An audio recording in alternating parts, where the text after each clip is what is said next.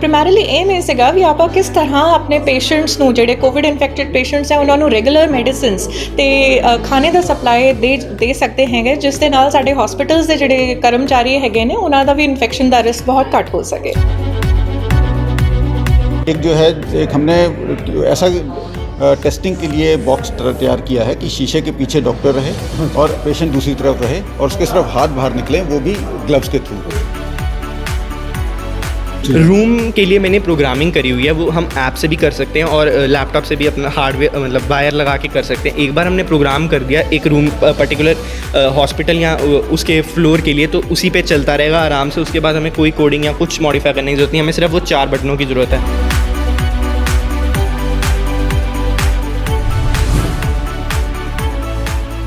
ਇੱਕ ਵੱਡੀ ਪ੍ਰੋਬਲਮ ਇਹ ਰਹਿੰਦੀ ਕਿ ਹਸਪਤਾਲਾਂ ਵਿੱਚ ਕਰੋਨਾ ਦੇ ਪੇਸ਼ੈਂਟ ਨੂੰ ਖਾਣਾ ਕਿਵੇਂ ਪਹੁੰਚਾਇਆ ਜਾ ਸਕੇ। ਇਸ ਨੂੰ ਲੈ ਕੇ ਕਈ ਵਾਰ ਵਾਦ ਵਿਵਾਦ ਵੀ ਹੋਏ ਨੇ ਕਿ ਪੇਸ਼ੈਂਟਾਂ ਨੂੰ ਖਾਣਾ ਸਹੀ ਨਹੀਂ ਮਿਲਦਾ, ਡਾਕਟਰ ਵੀ ਕਿਤੇ ਨਾ ਕਿਤੇ ਜਾਣੋਂ ਡਰਦੇ ਹਨ। ਇਸ ਨੂੰ ਲੈ ਕੇ ਹੁਣ ਪੈਕ ਨੇ ਇੱਕ ਰੋਬੋਟ ਬਣਾਇਆ ਵਾ ਜੋ ਪੇਸ਼ੈਂਟ ਤੱਕ ਖਾਣਾ ਪਹੁੰਚਾਏਗਾ। ਇਸ ਸੰਬੰਧੀ ਸਾਡੇ ਨਾਲ ਗੱਲਬਾਤ ਕਰਨ ਲਈ ਪੈਕ ਦੇ ਇੰਜੀਨੀਅਰ ਸਾਈਬਰ ਰਿਸਰਚ ਡਿਪਾਰਟਮੈਂਟ ਦੇ ਹੈੱਡ ਡਾਕਟਰ ਦਿਵਿਆ ਜੀ ਸਾਡੇ ਨਾਲ। ਡਾਕਟਰ ਸਾਹਿਬ, ਕਿੰਨਾ ਕੁ ਸਮੇਂ ਲੱਗਿਆ ਇਸ ਰੋਬੋਟ ਨੂੰ ਬਣਾਉਣ 'ਚ?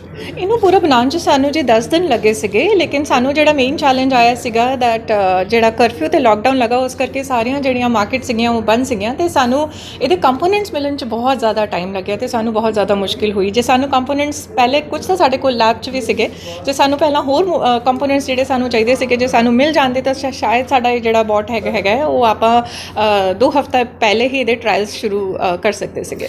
ਜਦੋਂ ਰੋਬੋਟ ਬਣਾ ਰਹੇ ਸੀ ਤਾਂ ਕੀ ਚੀਜ਼ ਸਭ ਤੋਂ ਪਹਿਲਾਂ ਦਿਮਾਗ 'ਚ ਆਈ ਕਿ ਕਿਸ ਲਈ ਬਣਾ ਰਹੇ ਹਾਂ, ਕੀ ਪਰਪਸ ਹੋ, ਕੀ ਸਭ ਤੋਂ ਪਹਿਲਾਂ ਕੀ?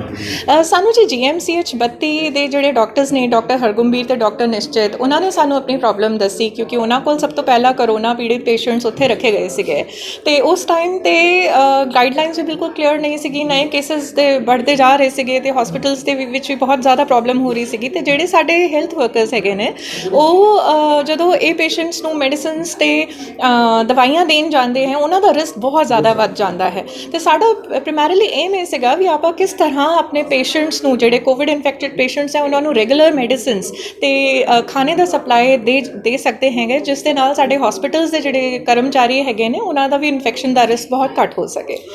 ਜੀ ਟੀਮ ਦੀ ਗੱਲ ਕੀਤੀ ਜਾਵੇ ਤਾਂ ਕਿੰਨੇ ਲੋਕਾਂ ਦੀ ਟੀਮ ਸੀਗੀ ਇਸ 'ਚ ਟੋਟਲੀ ਸਾਡੇ 5 ਲੋਕ ਸੀਗੇ, ਜਿਸ 'ਚ ਸਭ ਤੋਂ ਜ਼ਿਆਦਾ ਡਿਵੈਲਪਮੈਂਟ ਦਾ ਕੰਮ ਸਾਡੇ ਫਸਟ ਈਅਰ ਦਾ ਇਲੈਕਟ੍ਰੋਨਿਕਸ ਦਾ ਸਟੂਡੈਂਟ ਹੈਗਾ ਅੰਸ਼, ਉਹਨੇ ਕੀਤਾ ਹੈਗਾ ਤੇ ਨਾਲ ਮੇਰੀ ਕਲੀਗ ਹੈਗੀ ਡਾਕਟਰ ਮਾਨਵਜੀਤ ਤੇ ਮੈਂ। ਹਮ ਜਿਹੜੇ ਆਪਾਂ 3 ਲੋਕ ਸੀਗੇ ਉਹ ਚੰਡੀਗੜ੍ਹ ਸੀਗੇ, ਸਾਡੇ 2 ਹੋਰ ਬੱਚੇ ਨੇ ਉਹ ਇੱਥੇ ਨਹੀਂ ਸੀਗੇ ਬਟ ਸਾਨੂੰ ਔਨਲਾਈਨ ਬਹੁਤ ਸਾਰੇ ਇਸ਼ੂਜ਼ 'ਤੇ ਆਪਾਂ ਡਿਸਕਸ਼ਨਸ ਕਰਦੇ ਹੁੰਦੇ ਸੀਗੇ ਤੇ ਸਾਡੀ ਸਪੋਰਟ ਕਰਦੇ ਸੀਗੇ। ਟੋਟਲ 5 ਟੀਮ ਮੈਂਬਰਸ ਵਰ ਦੇਅਰ। ਰੋਬੋਟ ਨੂੰ ਬਣਾਉਣ ਲਈ ਔਨਲਾਈਨ ਦਾ ਵੀ ਇਸਤੇਮਾਲ ਕੀਤਾ ਗਿਆ। ਜਿਹੜਾ ਔਨਲਾਈਨ ਸਟੱਡੀ ਆਪਾਂ ਕਰਨਾ ਸੀਗਾ, ਹੋਰ ਇਹ ਜਿਹੇ ਲਾਈਨ ਰੋਬੋਟਸ ਐਗਜ਼ਿਸਟ ਕਰਦੇ ਨੇ ਉਹਨਾਂ ਦੀ ਸਟੱਡੀ ਤੇ ਉਹਦਾ ਦੀ ਫਿਰ ਆਪਾਂ ਐਪਲੀਕੇਸ਼ਨ ਦੇਖੀ ਕਿ ਇਹੋ ਜਿਹੇ ਲਾਈਨ ਰੋਬੋਟਸ ਨੂੰ ਜੇ ਇਸ ਐਪਲੀਕੇਸ਼ਨ ਲਈ ਯੂਜ਼ ਕੀਤਾ ਜਾਏ, ਦੈਟ ਇਜ਼ ਕੋਵਿਡ ਪੇਸ਼ੈਂਟਸ ਨੂੰ ਮੈਡੀਸਨ ਸਪਲਾਈ ਕਰਨ ਲਈ ਯੂਜ਼ ਕੀਤਾ ਜਾਏ, ਇਹ ਸਾਡੇ ਆਪਣੇ ਆਈਡੀਆਜ਼ ਸੀਗੇ ਜਿਹੜੇ ਆਪਾਂ ਸ਼ੁਰੂ ਕੀਤੇ।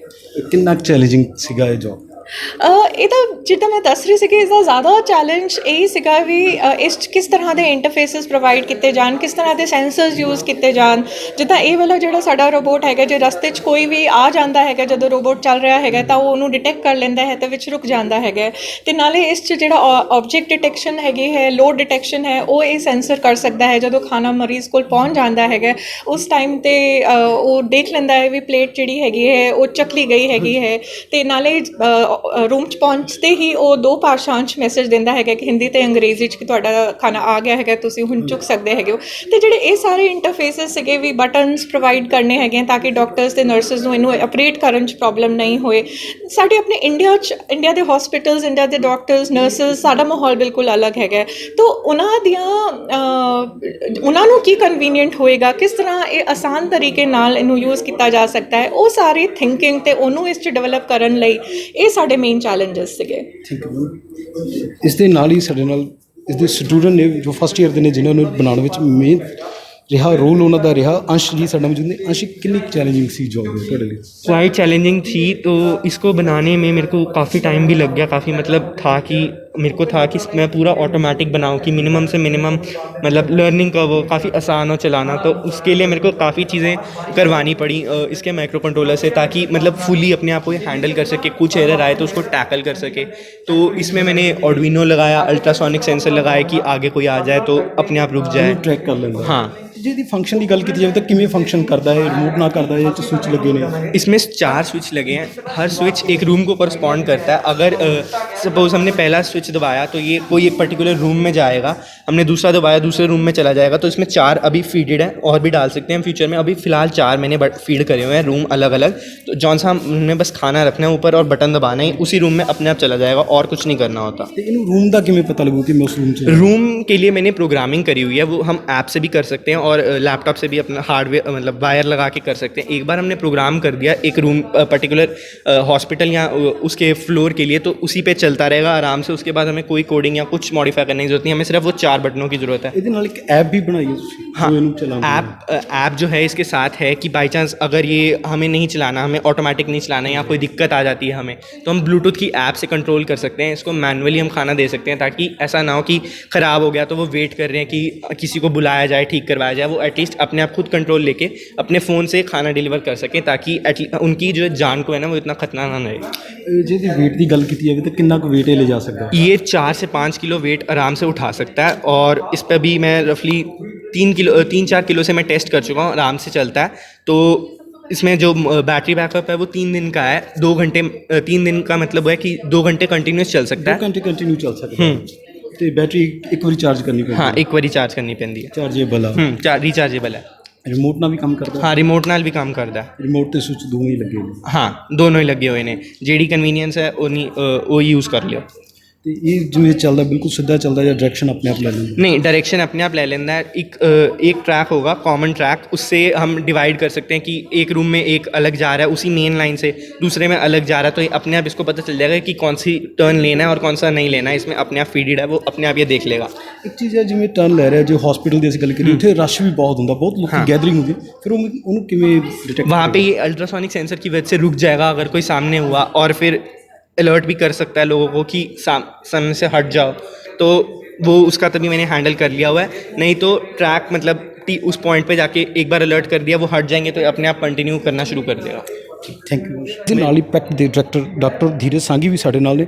ਡਾਕਟਰ ਸਾਹਿਬ, ਪੈਕਟ ਵੱਲੋਂ ਹੋਰ ਕੀ ਮੋਡਲਾਂ 'ਤੇ ਕੰਮ ਕੀਤਾ ਜਾਵੇ? तो पैक कई चीज़ों पे काम कर रहा है। फॉर एग्जांपल एक जो है, एक हमने ऐसा टेस्टिंग के लिए बॉक्स तैयार किया है कि शीशे के पीछे डॉक्टर रहे और पेशेंट दूसरी तरफ रहे, और उसके सिर्फ हाथ बाहर निकलें, वो भी ग्लव्स के थ्रू। तो इससे क्या होगा कि सबसे ज़्यादा जो शुरू में इन्फेक्शंस हुए थे वो इस तरीके से कि मैं यदि आपका एक स्वैब ले रहा हूँ, राइट, तो आपको खांसी आएगी, उस खांसी से यदि आपको वायरस है तो मेरे ऊपर आएगा, चेक करने वाले भी वायरस, चेक करने वाले को, राइट। और ऑफकोर्स जो चेक करने वाला उसने पीपी पहना हुआ है, लेकिन पीपी जो है कई बार 100% कवरेज नहीं देता है, तो इसलिए रिस्क रहता है। तो हमने वो हरियाणा गवर्नमेंट के साथ मिलके 35 बॉक्स ऐसे डिज़ाइन किए हैं, उसमें से 25 अलग अलग हॉस्पिटल्स में पहुंच चुके हैं और 10 अगले 2-3 दिनों में पहुंच जाएंगे। इसी तरीके से हमने एक और रोबोट डिज़ाइन कर रहे हैं यहाँ पे, जो कि फ्लोर को डिसइंफेक्ट कर देगा। तो एक प्रॉब्लम जैसे आपने हॉस्पिटल्स में देखा होगा, हर घंटे में स्वीपर जाके सब जगह सफाई कर रहा है, तो यदि स्वीपर जाने की जगह हम उसको रोबोट से क्लीन कर दें, डिसइंफेक्ट कर दें, तो अगेन वो स्वीपर जो है उसका इन्फेक्शन नहीं होगा, स्वीपर का भी बचाव हो जाएगा, स्वीपर का बचाव हो जाएगा। और भी हमने जो है, हमारे पास 3D प्रिंटिंग मशीन है यहाँ पे, तो उससे छोटे छोटे कंपोनेंट्स हम बना पाए हैं। शुरू में हमने फेस मास्क वगैरह बनाए, जिसके अलावा जैसे वेंटिलेटर के कुछ पार्ट्स होते हैं वो हम बना पाए। जो भी हमको जो है किसी भी हॉस्पिटल से रिक्वायरमेंट आती है इस तरीके की, हम उसको बनाने की कोशिश करते हैं। डॉक्टर साहब, किसी भी काम लिए टीम वर्क बहुत ज़रूरी है। ਤੁਹਾਡੇ टीचर फैकल्टी ਤੇ स्टूडेंट किमें सहयोग रहता? तो टीम वर्क यहाँ पे आप देखिए, पैक तो बहुत फेमस कॉलेज है, इसीलिए है क्योंकि सब लोग बहुत मिल के काम करते हैं। ये स्टूडेंट हैं, मतलब नॉट ओनली स्टूडेंट, उनके आप पेरेंट्स देखिए, जब भी हमने उनको बुलाया यहाँ पे कि भाई रोबोट डिज़ाइन करने के लिए, बनाने के लिए, तो पेरेंट्स भी साथ, क्योंकि अकेला बच्चा नहीं आ सकता था। तो इतने डेडिकेटेड हैं यहाँ पे सब लोग कि टीम वर्क से ही ये सब चीज़ें पॉसिबल हैं। बहुत बहुत शुक्रिया। इस दे नाल ही टीम के दूसरे मैंबर डॉक्टर मानवजीत जी साडे नाल ने। मैडम, जे गल कीती जावे दी कॉस्ट दी, कितनी कॉस्ट पेगी है? जी देखो, ਇਹਦੀ ਕਾਸਟ ਜਿਹੜੀ ਹੈ ਫਿਲਹਾਲ ਅਸੀਂ 8000 ਰੁਪਇਆ ਜਿਹੜੀ ਹੈ ਉਹ ਟੈਂਟੇਟਿਵ ਕਾਸਟ ਰੱਖੀ ਹੈ, ਤੇ ਜੇ ਸਾਨੂੰ ਅੱਗੇ ਅਸੀਂ ਇਹਦੀ ਪ੍ਰੋਡਕਸ਼ਨ ਕਰਦੇ ਹਾਂ ਤਾਂ ਹੋ ਸਕਦਾ ਇਹਦੀ ਕੀਮਤ ਹੋਰ ਵੀ ਰਿਡਿਊਸ ਹੋ ਜੇ। ਤੇ ਅਸੀਂ ਬੜਾ ਹੀ ਲੋ ਕਾਸਟ ਸੋਲੂਸ਼ਨ ਤੇ ਈਜ਼ੀ ਟੂ ਆਪਰੇਟ ਸੋਲੂਸ਼ਨ ਬਣਾਇਆ ਹੈ, ਕਿਉਂਕਿ ਜੇ ਹਸਪੀਟਲ ਦੇ ਵਿੱਚ ਤੁਸੀਂ ਦੇਖੋ ਤਾਂ ਬਹੁਤ ਟੈਕਨੀਕਲ ਸਟਾਫ ਨਹੀਂ ਹੁੰਦਾ, ਕੋਈ ਵਾਰਡ ਬॉय ਨੂੰ ਆਪਰੇਟ ਕਰਨਾ ਚਾਹੁੰਦਾ, ਕੋਈ ਨਰਸ ਆਪਰੇਟ ਕਰਨਾ ਚਾਹੁੰਦੀ ਹੈ, ਤਾਂ ਸਿੰਪਲ ਇਹਦੇ ਉੱਤੇ ਬਟਨਸ ਲੱਗੇ ਹੋਇਆ, ਬਟਨ ਨੂੰ ਪੁਸ਼ ਕਰਦੇ ਹੀ ਇੱਕ ਪਾਰਟਿਕੂਲਰ ਰੂਮ ਦੇ ਵਿੱਚ ਜਾ ਕੇ ਖਾਣਾ ਜਿਹੜਾ ਹੈ ਉਹ ਪਹੁੰਚਾ ਦੇਗੀ। ਇਹਦਾ ਜਿਹੜਾ ਮਟੀਰੀਅਲ ਲੱਗਿਆ ਉਹ ਸਾਰਾ ਇੰਡੀਅਨ ਹੈ ਜਾਂ ਤੁਸੀਂ ਬਾਹਰੋਂ ਵੀ ਇੰਪੋਰਟ ਕਰਵਾਇਆ? ਜੀ ਇਹਦੇ ਵਿੱਚ ਸਾਰਾ ਮਟੀਰੀਅਲ ਇੰਡੀਅਨ ਹੈ, ਜਿਵੇਂ ਮੋਦੀ ਜੀ ਅੱਜ ਕੱਲ੍ਹ ਸਵਦੇਸ਼ੀ ਦੇ ਉੱਤੇ ਜ਼ੋਰ ਦੇ ਰਿਹਾ, ਤੇ ਇਹ ਬਿਲਕੁਲ ਪੂਰਨ ਤੌਰ ਤੇ ਸਵਦੇਸ਼ੀ ਹੈ ਜੀ। ਤੇ ਅਸੀਂ ਇਹਨੂੰ ਆਪਦੇ ਕੈਂਪਸ 'ਚ ਹੀ ਤਿਆਰ ਕੀਤਾ ਹੈ। ਤਾਂ ਡੈਫੀਨਿਟਲੀ ਜੇ ਸਾਨੂੰ ਹੋਰ ਆਰਡਰਸ ਜਾਂ ਰਿਕੁਆਇਰਮੈਂਟਸ ਆਉਂਦੀਆਂ ਹਸਪੀਟਲ ਦੇ ਵਿੱਚ ਵੱਲੋਂ, ਤਾਂ ਅਸੀਂ ਇਹਦੀਆਂ ਜਿਹੜੀਆਂ ਡੁਪਲੀਕੇਟ ਕਾਪੀਜ਼ ਨੇ ਉਹ ਆਪਣੇ ਕੈਂਪਸ ਦੇ ਵਿੱਚ ਤਿਆਰ ਕਰਨ ਲਈ ਸક્ષਮ ਹਾਂ। ਮੈਮ ਇਹਦੀ ਹੁਣ ਤੱਕ ਕਿੰਨੇ ਕੁ ਟ੍ਰਾਇਲ ਹੋ ਚੁੱਕੇ ਨੇ?